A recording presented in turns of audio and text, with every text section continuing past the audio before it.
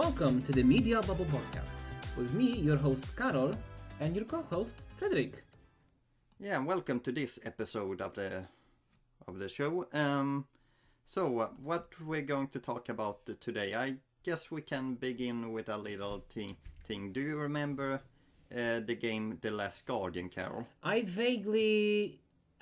do vaguely remember it. It's about the game with this one kid, and he's going through ruins with a big pal that's helping him, like a big dog. It was made by the guys that made Shadows of the Colossus, and Exactly. I feel like the thing that was mostly remembered about this game was that it was announced by Sony in E3 2009, and then for a couple of years there was like nothing heard about this game. Like they didn't say anything about this game for years until it was reintroduced in E3 2015. So full 6 years between announcement, reintroduction. Yes. And then to finally release in December 2016. And that's kind of what I'm going. This kind of shows a point that I kind of that I found a little bit interesting to discuss in this episode, and that is sometimes length of development, and maybe a little bit how that has changed, and a couple of different things. When I prepared this video, I had one thing in mind, and that was like development hell, and then it developed to a couple of other different things. I feel like I'm a little bit all over the place with this video, but if I'm going to define what this video is going to be about, it's kind of like development length. Okay, let's go. So, what? But apparently the record for a video game's development is apparently Duke Nukem Forever, which was in development hell for apparently 14 years, from 1997, and it released in 2011. So that's 14 years on. You also gotta think that this is older hardware, like the 90s and 2000s. It was kind of easier to, or it wasn't easier to develop, but it was you usually didn't have that long of development time before a game released. Yeah, I mean, 12 years is a long time. For some 14. For some people, they were what, 10 before they could be like 10 before the game came out, and be 24 when they played it. If you were born in 97, which when I think about it, we were. Oh my god, it's true. So if we wanted to, if we were going to be 14 if we decided to play this game. But like, is this so? Has it been explained? So it's as I said, a relatively small development team, then conflicts, eventual delays, eventual bankruptcy. But I'm thinking also like scope creep, because it's been what, this game. I haven't played it. I'm drawing a stress. I have not played Duke Nukem Duke Nukem Forever. Yeah, but this is kind of like the biggest example of development hell from what I can understand. This was not really something that I wanted to discuss that deeply upon. I just kind of wanted to mention it because apparently this was the biggest one in history, if I can understand correctly. It took 14 years to develop, and when it was released, it didn't get that good reviews, you can say. Yeah, I've seen everyone shitting on it when it released. Yeah, with a 14 years development time, you maybe you would expect for. So what is your next slide? I see some other development times. Well, I kind of wanted to speak about some more recent example of games that seems like have been announced and just doesn't seem to. Well, you kind of wonder why is this taking so long for it to released? And so here I have taken some maybe recent example that came to my mind. And we have Skull and Bones and kind of just that history. Oh So yeah. apparently Skull and Bones development started in 2013, but it was announced apparently the first time in 2017 from what I could find. And like the fact that it was in development for 5 years is interesting, because this game I remember, well, from announcement to release, this was kind of always the game that I found people talking about, that, well, this game never releases, it seems like. 2013. That's 11 years. Because hasn't it been announced around the same time when Black Flag Assassin's Creed has released? Like that was the point, right? Yeah, it was kind of taking, from what I can understand, the mechanic of boat, Of both. the boat mechanic from Assassin's Creed Black Flag, and was supposed to expand that.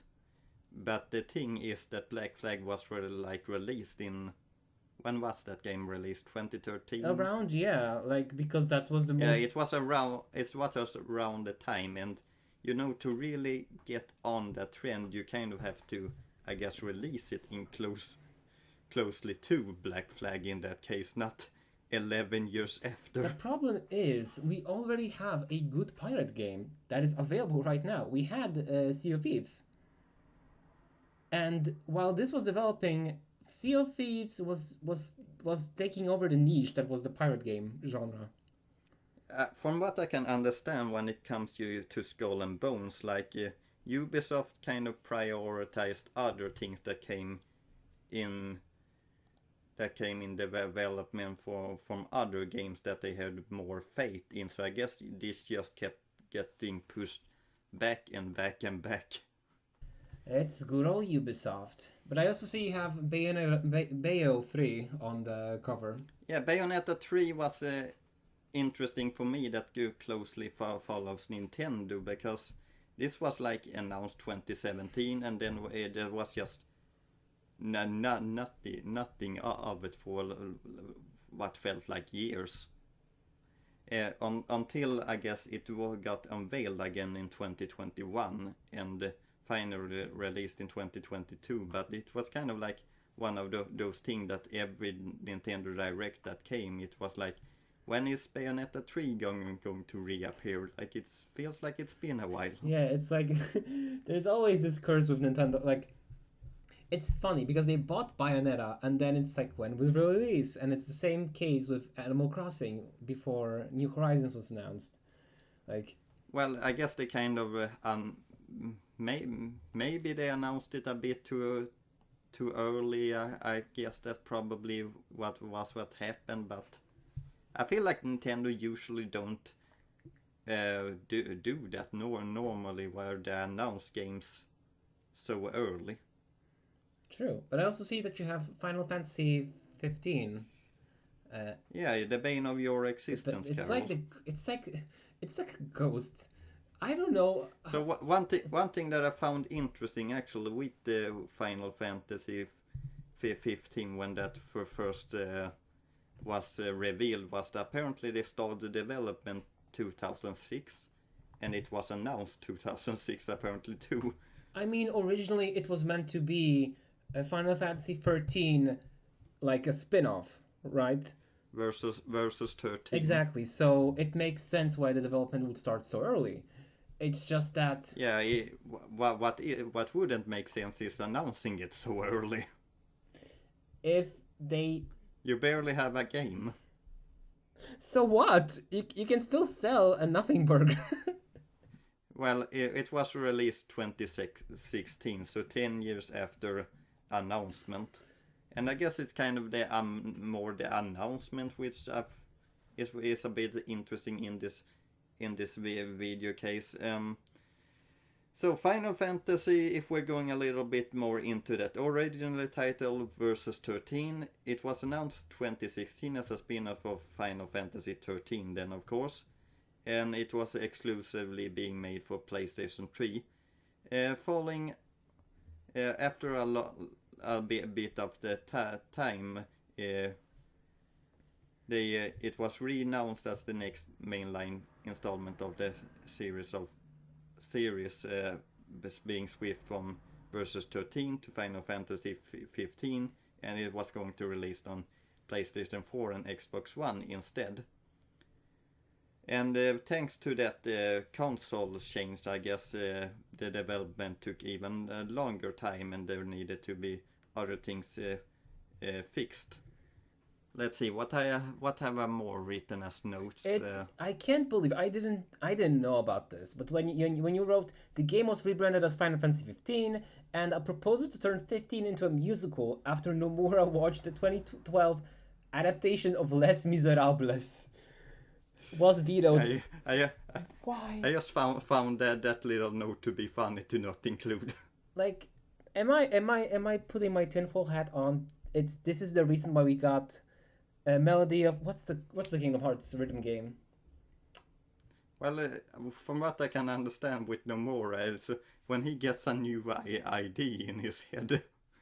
Why a music? It kind of takes over from what I can understand. But I'm curious. Like, maybe this being a musical would... This is my tinfoil hat theory. A musical would save Kingdom Hearts 15. Like, I just... Can you imagine those four guys singing, Karol?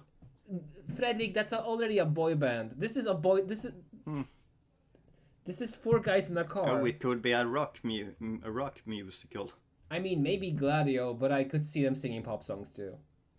Let's see, it started apparently full production on Versus 13 began, 2011 apparently, from what I can understand, full production started on it, and it was going to be planned to be released 2014. According to later staff, Versus 13 was only 20 to 25% complete when the change of the name and platform took place. Let's see, Nomura remained as co-director alongside Tabitha, so the project could remain as true as the original vision as possible, after he was reassigned to other projects within the company, including Kingdom Hearts 3, while Tabitha took up full direction duties to bring the project to completion. Let's see, due to the state of project during 2012, Square Enix then CEO was considering cancelling outright. The team could start from scratch under Tabitha's direction. Most of Tabitha's team were reluctant to merge with Nomura's team due to negative reputation of Versus 13 within the company, with Tabitha taking 6 months to bring them all around. The Tabitha official became the director in December 2013. I am not holding against them for not wanting to merge with Nomura's team. Like, they fumbled Versus 13. Who want to work on this project with them? Yeah, but I think even in the company it has that reputation. like, oh, they're the team that can't make a game. That's how it feels, basically. Let's see. Apparently Tabitha became the full director of the game in 2013. It was released 2016. So after 10 years, Tabitha was the main director for the 3 last. And from what I can and what we can understand with also Final Fantasy 16 or 15 is that Nomura's vision, even if he wanted to stay along and make sure it came close to his vision, it apparently failed on that, as he's kind of trying to do it with Kingdom Hearts now. Verum Rex. I really hope a Verum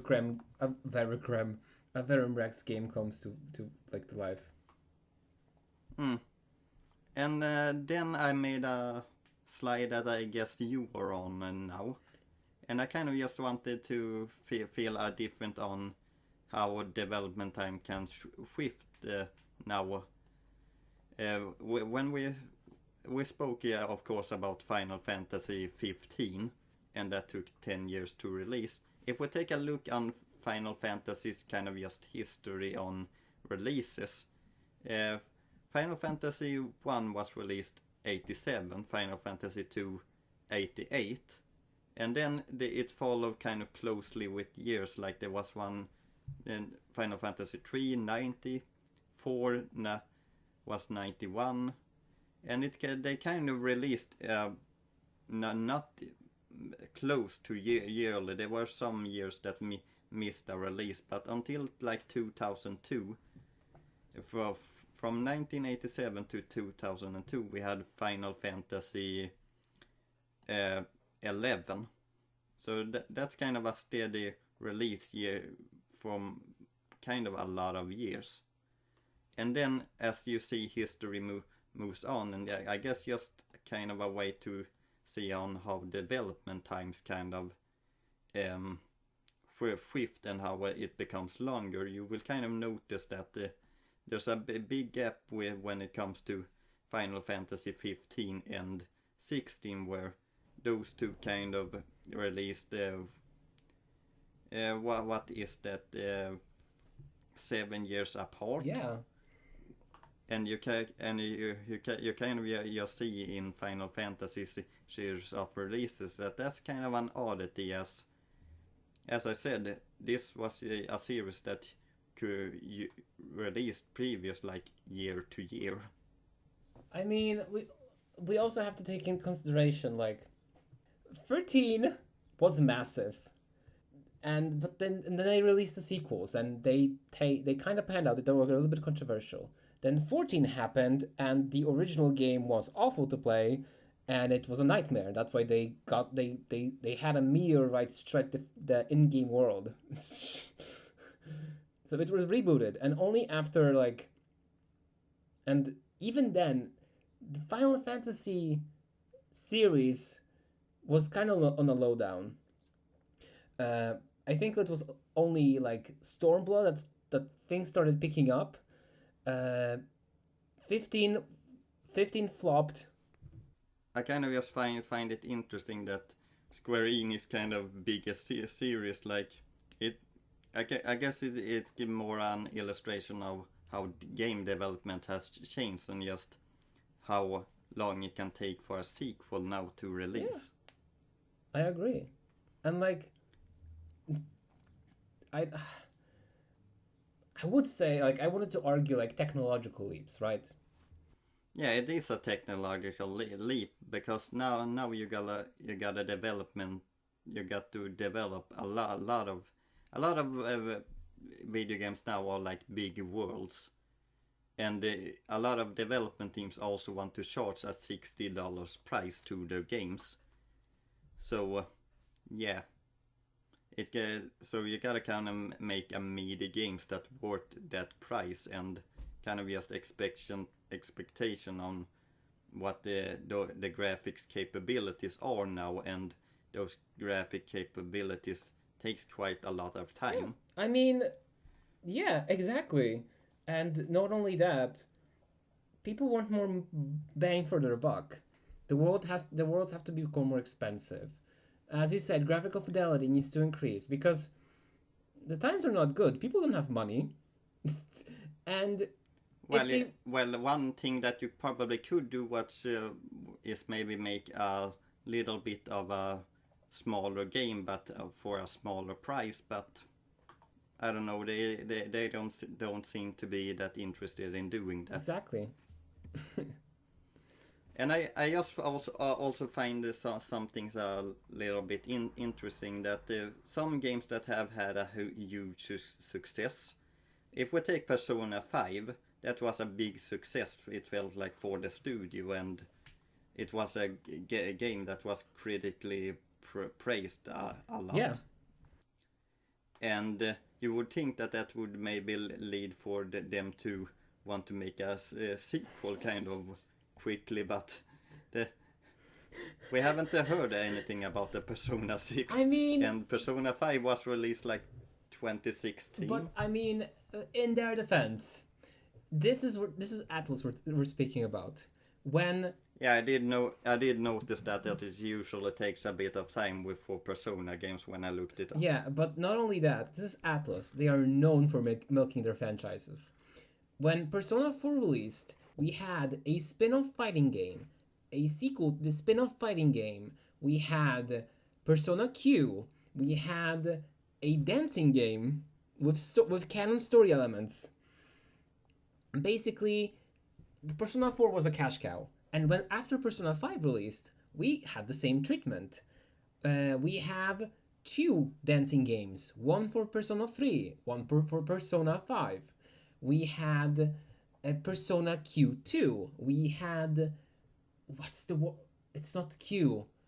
Persona Tactica. That's the one we had. Um, oh my god, I don't. There is another game. There is like a mobile game coming out too, and in the meantime, before even Persona 6 releases, we had the Persona 3 remake. Um, so it's not like Atlas wasn't busy doing other stuff. They are releasing games in the same series. It's just that for the next installment, it's gonna take time. Looks like it. Another series that I find a bit interesting because this was also like a huge success was Dragon Quest XI. It was released in 2017 and it was critically praised and seen as a great RPG and anything. And I guess just the old, I guess just the change in time perspective I find interesting from when we were young and a huge successful game would mean a sequel would come kind of quickly. But since Dragon Quest 11, we haven't we Dragon Quest 12 is announced. I know, but we haven't really seen anything of that. And well, what it's 2017. That's Oh god, that's like 3 plus 4, 7 years ago. I kind of just feel like for what a huge series Dragon Quest is, that's kind of a long time. It really is.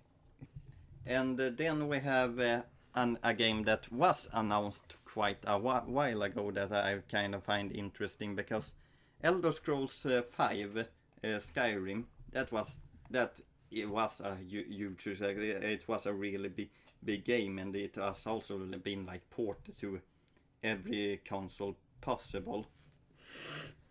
So Oh, you would kind of just guess that the Elder Scrolls 5 was released 2011, that a sequel would, as I said, be on its way, and it is it's been announced. on its way. It was announced it was announced in E3 2018 actually, and since then like nothing. How many consoles do you have Elder Scrolls for? Honestly. Yeah, probably everyone that exists. I don't No, know. well, how many do you own? Because I have a copy for PS4, PS5, and I think I have it on Steam. Like Todd Howard got me good. They probably love you for that. Yeah, I'm the person destroying the gaming industry. I just find this a bit interesting because it was announced 2018 and I had like a memory a couple of when we were going to make a video games episode of the summer of wasn't this right like announced like a couple of years ago and like I have heard nothing about this. Yeah, it was announced 2018 actually. It was announced in E3. E3 doesn't exist anymore. Exactly. I mean, the thing is with because I don't want to make excuses. The studio that the same studio that makes Elder Scrolls, Bethesda, they do release other games, so they are busy, and they also they announced they teased Elder Scrolls 6 and they announced Starfield in the same time. I think they're spreading themselves too thin because they are split between Starfield and Elder Scrolls, and we know how the negative the reception was to Starfield when it released. people hated that game. Like they tried to hand wave it like, oh, it's empty and there's nothing to do. Duh, it's like the space, there's nothing to do. But it's like a video game, so you want it for stuff to be. And I don't know also how I should take it because Bethesda has a tendency to release like unfinished games. Is it a Mm. good thing that it's taken them so long to release Elder Scrolls 6? Maybe. I guess just to mention something that was actually announced when it comes to Elder Scrolls 6 is that the game entered active production in 2013 following Starfield completion and launch. So that means that when they announced it 2018, it wasn't even in proper active production. Like it was 5 years after like the fact that they announced this game. That's kind of what makes me a bit. Why did you do that? I'm guessing maybe it's like the shareholders, they wanted to keep them happy and get the stocks up. Like that's the only reason, right? They wanted to stay relevant. Yeah, but still, 5 years after an announcement, we get, oh, it's actually in development now. Do you think they just forgot? They offhandedly mentioned, "Oh, it's in I, production." I don't think you can forget a game like Elder Scrolls. They did it for the jokes. They wanted to be funny. Oh, like Kingdom Hearts 2.9. God damn it! like. Let's move on. Kingdom Hearts 4 actually is another game that I found a little bit interesting. That we discussed it a little bit in the beginning of the year, Kingdom Hearts 4, and the interesting thing about that is that I expected to maybe see something from some video game showcase, like maybe Xbox, maybe PlayStation. We didn't get anything about Kingdom Hearts 4 this time. Nope. But I think I'm fine with it. Like, they delivered a game already. The Kingdom Hearts 3 was good, for the most part. I think. Like, it's a good game. I think it gained. I'm confident with giving them the trust to take their time and make a good game. Another thing that I found a little bit interesting on just the differences on the game development time is that if we take a look on the Legend of Zelda series, we have two games, the Ocarina of Time and Breath of the Wild, which both kind of got a sequel in the same vein of taking what was built on that game and just expanding it, you can say.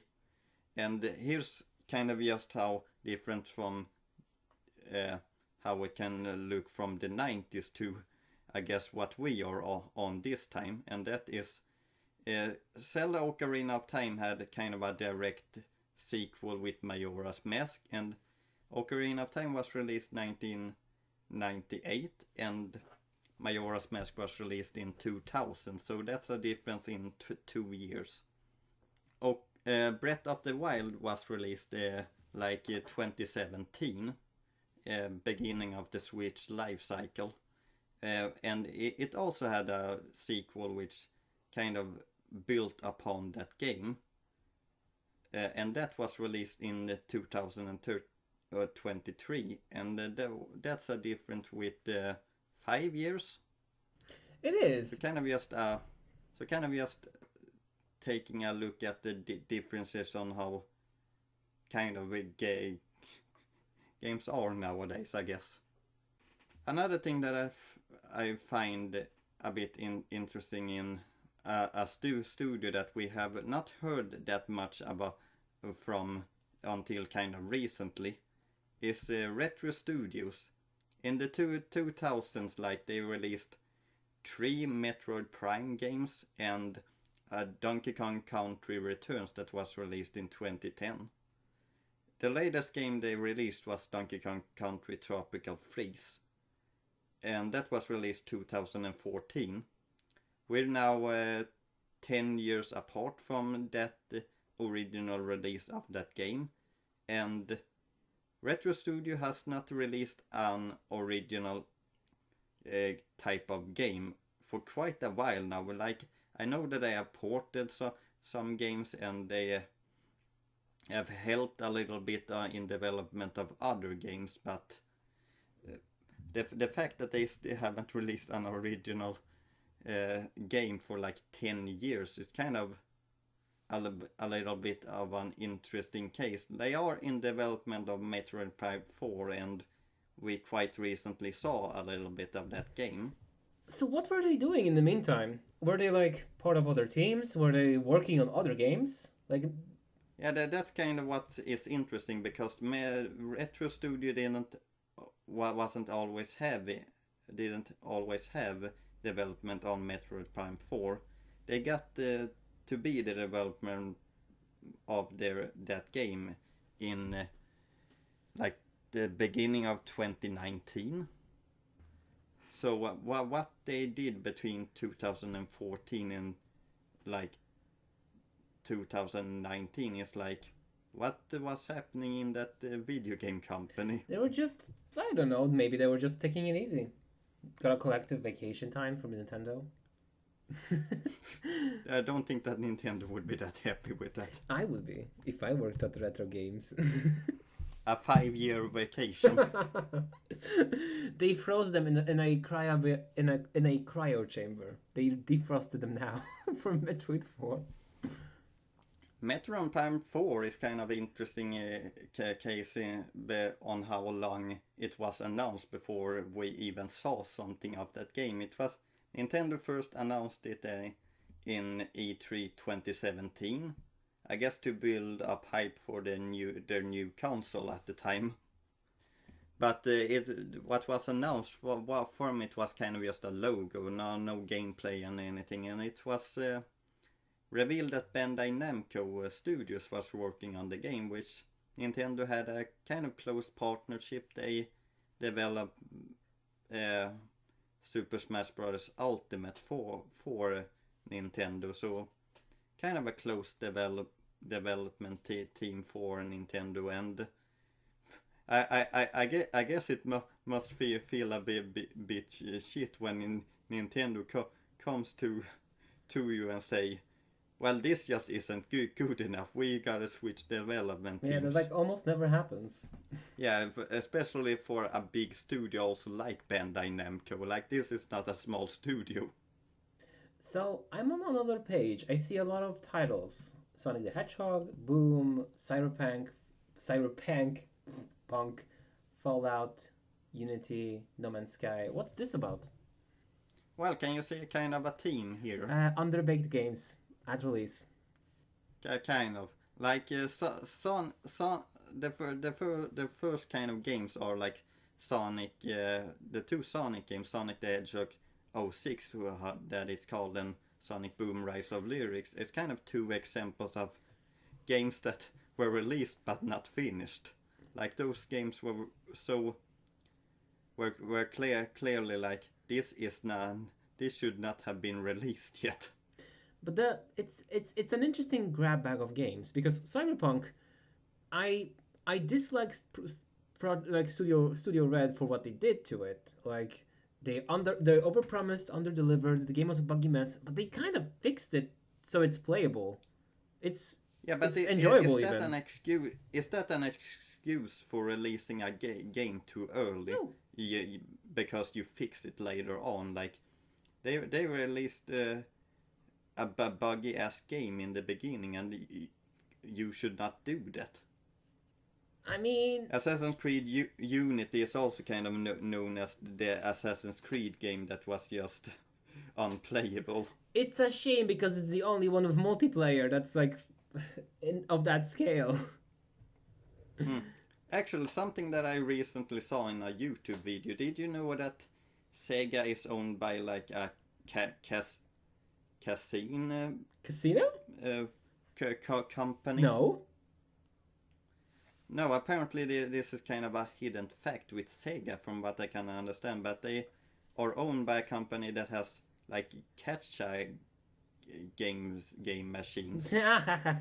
Well, I'm not surprised, to be honest. Not at all. I think they have if I remember correctly, they have a kind of like a track record of being shitty. Yeah, but it's kind of like one thing. They have been apparently been owned by that since like the early 2000s. And from what I can understand from the video that I saw with where I think a lawyer explained a couple of things, is that the catch-a game company that owns Sega, they have kind of a different view on what Sonic is for them. For him, it's kind of like a big friendly child mascot, and who cares about the game quality? It's about building the character. Cool. Well, if the game is shit and the media is shit, then what about the character? Nobody will care. That's bad. I also see on the list No Man's Sky, which I think got an update this week. Well, it has gotten a lot of updates since it released, but the kind of thing with No Man's Sky is kind of another problem with, I guess, the video game industry on things that were promised before release of the game, and when it released, you kind of noticed that, oh, they kind of just so I guess they lied. Yeah. Because there was a lot of promises that was made with No Man's Skies that wasn't delivered on when it was released. It's still one of those miracle stories in the industry. Like this is the time that developers really said, "I'm gonna fix this," and they did. Like credits where credits due. It sucked at the beginning, but they did it. Yeah, credits to that they fixed it, but still the fact that kind of lied at the beginning. Avengers is kind of also another thing which kind of the thing that I remember from that game was that the huge talk about the gacha mechanic. Oh yeah. Wait, what? Gacha mechanic? I didn't remember that. Or wait, maybe I used the wrong word, but you know that mechanic of to get costumes and things like that, you need to pay a bit Loot boxes, more. you mean? Like, yeah, loot boxes. Oh God, you have already bought this this game that is pretty expensive. Now you can do us an even bigger favor and buy more. Yeah, because it's not meant to be. It's meant to.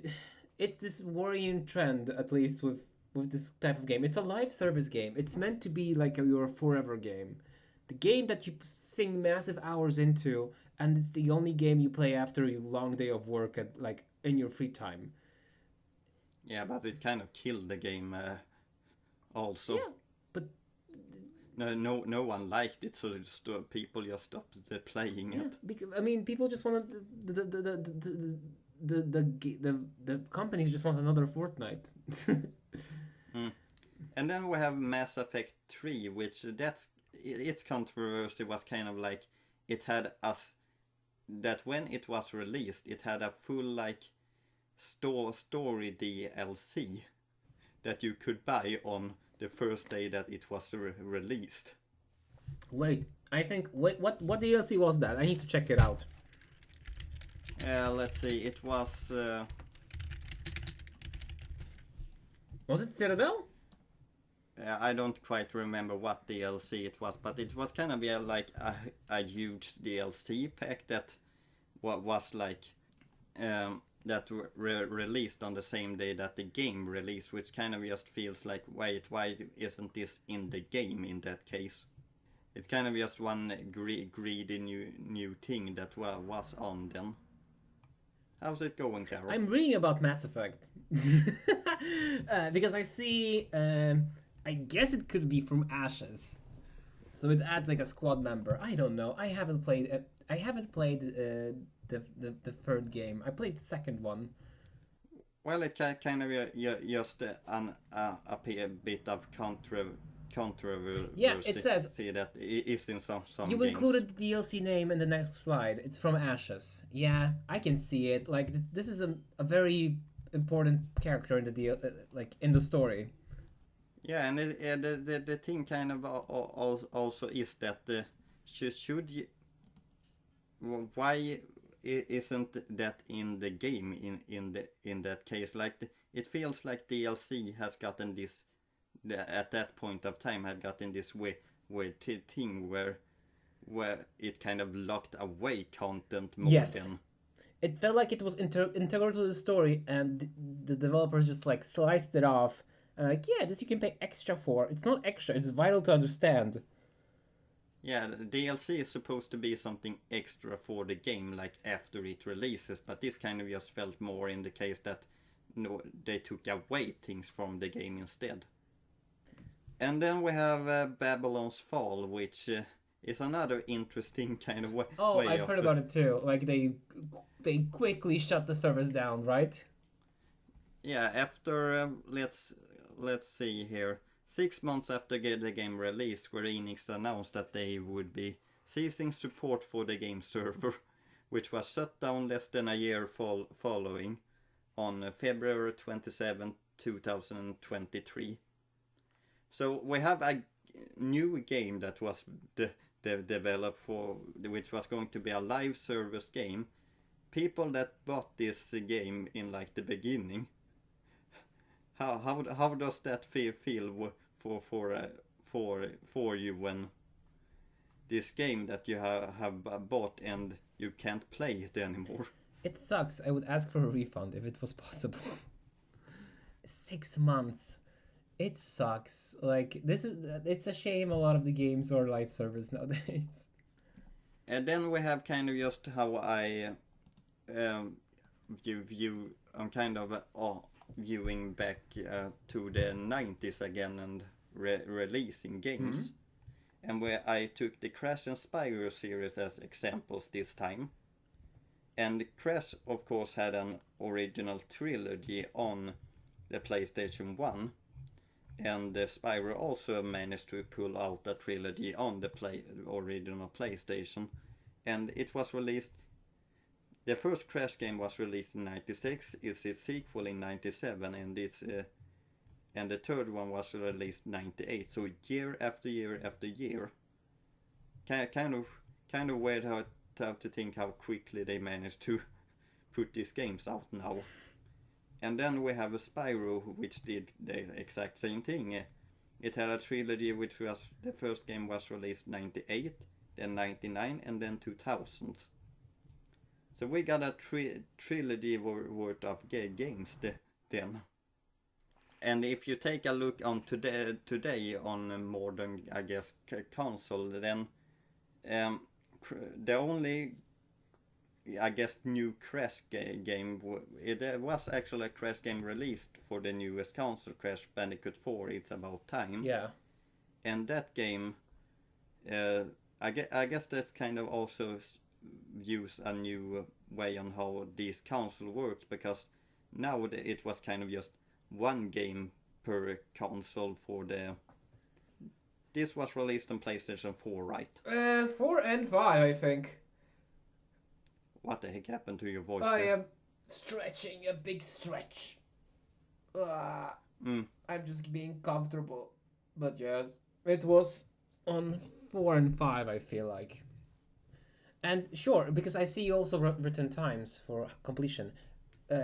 Yeah, but yeah, that's kind of also another component for the games, is that while there was kind, if you compare it to how the old times were, where we were getting more games, but those games were a bit shorter because Crash 3, maybe to complete Crash 3 it maybe takes 14 hours.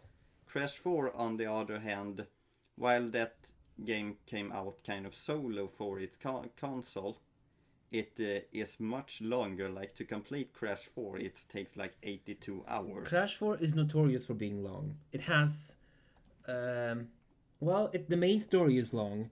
It has multiple playable characters, but I've also heard that the optional content is which was the completionist? I think the completionist did all the optional content. It's like bonus levels, bonus like remixes of existing levels, time trials. It's a lot. That's why I haven't picked it up yet, because even if I played all the games, this seems like a big ass commitment. Well, if you're going to complete it, yes. When I played it, I just beat it. I tried sometimes to get all the boxes on the stages, but the stages are much longer now, you can say, and to get all the boxes is can sometimes be hard. Exactly. And then I just kind of thought about the fact that before games, of course, there were a lot of more games released before, but newer games now like are much longer. Like some examples I could find was Elden Rings to beat apparently takes around 60 hours, but to complete it takes 133. The Witcher 3 takes around 52 hours, I guess, to beat and complete 173. Red Dead Redemption takes around apparently 50 hours to beat and complete like 180 hours. Jeez. Yes. Baldur's Gate 66 hours to beat, and if you want to complete 159 hours. So you see kind of a big shift on the games we have, where we kind of get a fewer games, but the games we get, man, they are long. Which I'm not exactly sure if I like in some way, because it's kind of like what you said when you talked about Crash 4, that it feels like a big commitment. These games kind of feels like they are a big commitment too. Yeah, like 66 hours for Baldur's Gate. That's how, like, I don't think how what is my work week like? I don't think it's like a full week of work. When I think about it, like that's around how much I work a week. Like 8 hours a day. That's a lot. But yeah, this going back to development times, scope, like fidelity, graphics, scope creep, it's getting bigger. Bigger, better, stronger. Yeah, and I'm not exactly sure how I feel about this, because I'm kind of wondering if there could be a compromise where they release maybe cheaper games, but those games are shorter. I would kind of be okay with that. I kind of feel like maybe games are a bit too long nowadays. It's as you said, it's a big commitment. It feels like. The thing is, nowadays, it's hard. I don't know. I just feel like maybe I have other, like, time is short, right? When you're getting older, it's harder to justify spending. Like, I already feel guilty when I spend like 2 hours on any, like, maybe one, like an evening to play video games. 2 or 3, and it's getting, I don't know. I don't know what I'm trying to get at. Maybe it's like because the games are so big. The kind of thing that I just wonder when it comes to development time now is that we have clearly seen that it takes longer to develop games, but it's games for these hyper realistic graphics, and it's supposed to take in everything that console can take. Yeah. And these consoles can take quite a lot now. But I'm kind of just wondering, can't there be work to maybe just release some smaller games and don't have a $60 price on everything. Release a bit of a smaller titles, build your game category, or build your game library a little bit, and I see this argument online, but the problem also is when games like this come out, do people buy them? Because we're going back to money is short and they want more bang for their buck. Well, that depends on, I guess, a little bit. I kind of feel like you can see on the indie scene a little bit that you could make games a bit cheaper and shorter, but if you make it interesting enough, then it probably will sell. Another example of just I'm not actually even sure if this is in development anymore, but this was just kind of a weird example. Is that do you remember when this was announced, Carol? Beyond Good and Evil 2. It was apparently teased announced in 2016. It was real announced in E3 2017 with a trailer or a cinematic trailer. It in E3 2018. I remember this game. Yeah, I remember there was like space exploration and like a big Arabic town. You could customize your character to whatever like race you wanted to. Yeah, and then E3 2018 rolls along, and there's some new information about Beyond Good and Evil 2. There's a new trailer. There's announcement of there was a company I remember that came on E3, and it was like, hey, we're interesting about music and we want to help music produce, and you can help we can help you maybe get in music that will maybe be in this game new Beyond Good and Evil game. And the thing that since 2018 and the trailer, nothing. We haven't got a single thing, and it has almost become this weird thing of maybe this game was never actually in development. This was just something to get the stocks up or something, from what I can understand. I am currently looking at information about this game. The first thing that comes up is, no, it hasn't been cancelled yet. Okay. Yeah, Beyond Good and Evil 2 hasn't stopped development yet. And despite the lack of evidence, it's still in the works at Ubisoft Montpellier.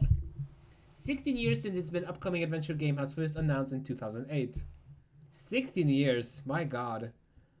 So I just find this one a bit interesting on just the case of announcing a game just to announce a game without apparently being close to any released, or maybe if this will even be released. I don't know. It's difficult to say. Do we want it to get like either it releases soon and it may not be good, or it releases whatever and people won't care about it anymore. It will be too old, like Duke Nukem, because it will be outdated. That could be a possibility for it. Like, how much time in development do you have to spend? Because people's perceptions of video games change. Cultures change. Like, what if it comes out and it's so dated that nobody wants to touch it with a stick? Actually, when I kind of think about it, you asked me before about maybe people don't buy games with big graphic capabilities. Like some of the most popular games recently doesn't seem like they have had that much. If we take, you know, that game that's popular to play with friends, where someone is like a fake and they're killing the other crewmates. Among Us. Yeah, Among Us. I mean, that game became huge, and that doesn't seem like it had probably that high of budget like these other. It didn't. Like, it got revived and then became a worldwide phenomenon.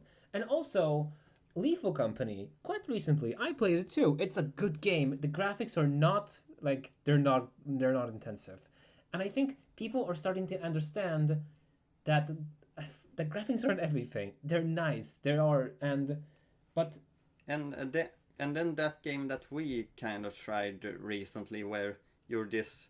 That game where you're this simple character and you race through a course to get into goal. What is that one called now again? My god, what was the game? I don't remember. Fall Guys. Yeah. That one doesn't also seem to be that much of a graphic game, but it still became popular. Because the game has to be fun. It's a good it has to look nice, but doesn't have to look HD. Let me look up every single pore of you. Last of Us 2 type of deal. But the thing is, we say this, but there are chumps on Twitter complaining about, oh, I can see my ass's reflection in a pool of water in this game, but I could do in this game.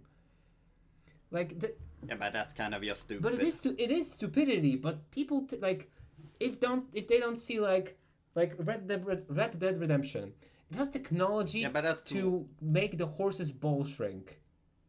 Yeah, but that's one guy in that case, and I know that there's more than one guy, but we have proof that good fun games they sell even if because they are fun. But here's a question that I'm proposing.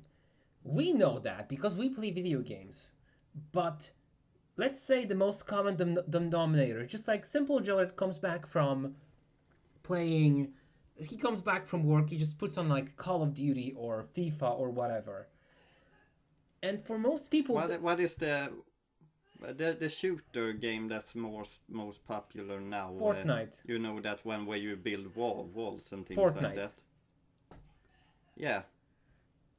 That is a huge game that I can see that is really popular, but also when I see it, it's like, well, it doesn't seem like the most graphic heavy games either. It's not. I think Epic has a good track of keeping this game working on every single console ever made. Yeah, but that's another example of fun game beats kind of graphics. But what I wanted to get at is, a lot of chumps will complain if the game is not hyper realistic. They'll call Dave's lazy or greedy or incompetent if it doesn't look like real life, basically. Yeah, but I feel like that's a minority. It's a minority that is very vocal, but God, I hope. God, I hope. I kind of just feel like a game doesn't need hyper-realistic graphics to be good and popular. I mean by my examples. Yeah. But it's like you said. God knows I played... I wanted to say Kingdom Hearts Key, but that's not true. That game looked good. One final game that I just thought was a little bit fun to end things on. Star Fox 2, which was a game development for the original like Super Nintendo. What was in the development and was cancelled in 1995 after being announced like sometimes earlier. It was 95% complete, but Nintendo cancelled it. So what happened later? Yeah, I'm reading that they still released it in God knows how many years on Nintendo Switch Online in 2017. So this one was from announcement to release was kind of weirdly became quite long, but it was kind of like this thing of Nintendo having a full game completed without doing anything with it until this console that they rebranding console of their old games came. So we kind of got a new game in a console that was supposed to release old nostalgia games. Jeez. I mean, they wanted to fill their catalog with games they can play on with the subscription that they have. It wasn't a subscription. But I mean, Nintendo Switch Online. It was like that mini classic console. Oh yeah! Oh my god, I totally forgot about its existence. Super NES. I forgot about this. Oh my god. It's called. People are selling it for 1,000 kronor online. What the hell? What's that, like $100? Yeah, why? It's not that good. We have Nintendo Switch Online.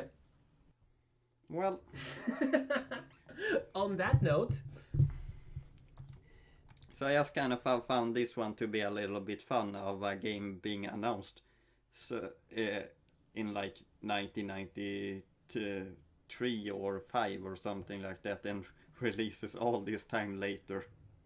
you know, it's their like one of their flagship series. They had the game finished. It's still cool that they went through it because it's like, hey, it's money that they're spending. So, what did you feel about this episode, Karol? I think it was informative.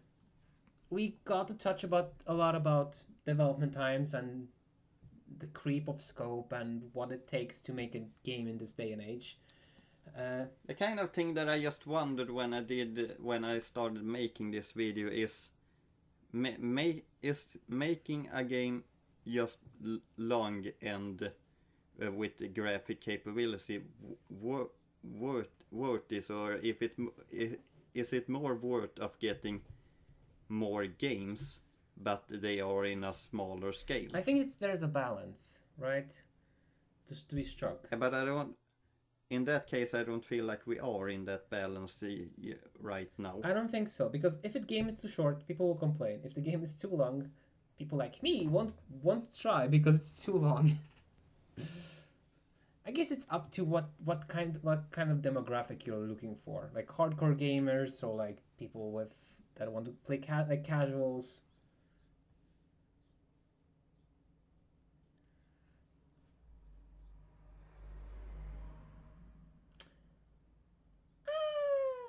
I guess so. They are the most profitable. But I think that covers it for this episode. I feel like. What do you think? So, with that, thank you all for listening to this episode of the Media Bubble podcast. Oh my god, my tongue. As always, thank you to Jahzzar for intro and outro comedy. And if you have time, follow us on socials like Twitter, Tumblr, or YouTube.